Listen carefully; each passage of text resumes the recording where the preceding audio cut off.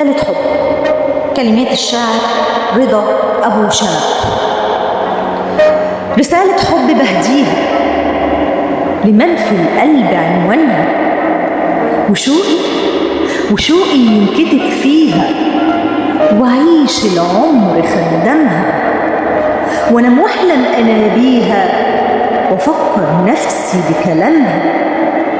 ولما ببص في عينيها بشوف الدنيا وجمالها، وأحط إيديا في إيديها وأقرب حبة من خلها، بنفسي وروحي بفديها وأسيب الكل علشانها.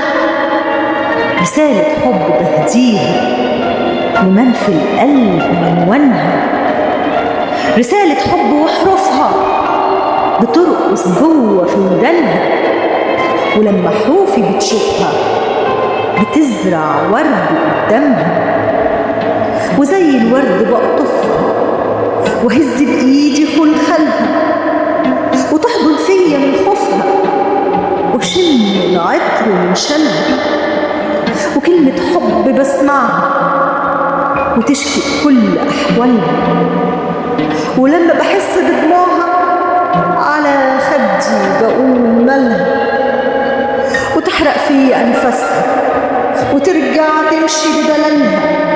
رسالة حب بكتبها لمن في القلب عنوانها، رسالة حب بكتبها واجيب الحبر من عيني، ومهما اكتبها واشطبها هقول فيها وحشتيني، واقولك نفسي اسمعها وخايف مرة تنسيني.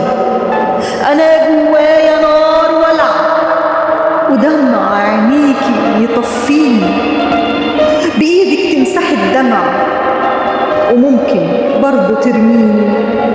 رسالة حب بكتبها واجيب الحبر من عيني، ومهما اكتبها واشطبها هقول فيها وحشتيني، هقول فيها وحشتيني.